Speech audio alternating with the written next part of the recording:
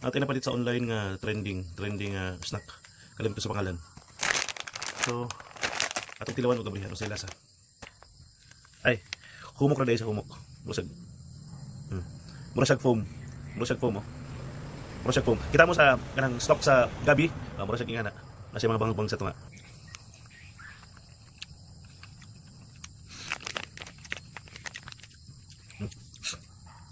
Parat-parat nga tamis nga mura siya nga kanang sa junk foods nato mura siya spaghetti nga junk food.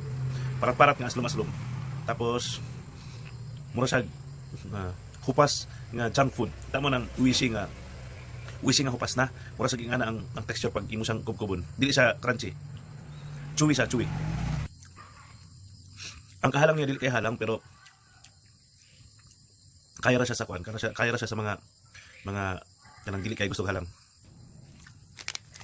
Nag-expect ko nga halang kayo siya kay kasagaran mo ko ni mga Chinese o kuan, labi na pula kayo, Koreano. Bagay Chinese man di man Korean.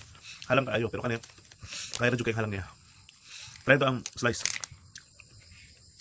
Mura siya ganit pero ang lasa mura gyapon ang amoy, ang texture mura jud kayo. Kaya ang ka-slice na siya.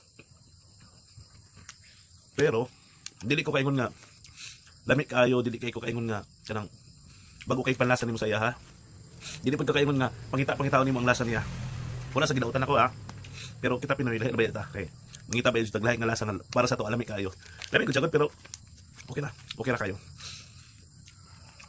Well, out of rate na ko sa 1 to 10, ma-rate na ko siya as siguro 7. Okay na siya 7. Good. Kung magtanong kag movie, nga na, okay ra kayo. Halang pero lamig.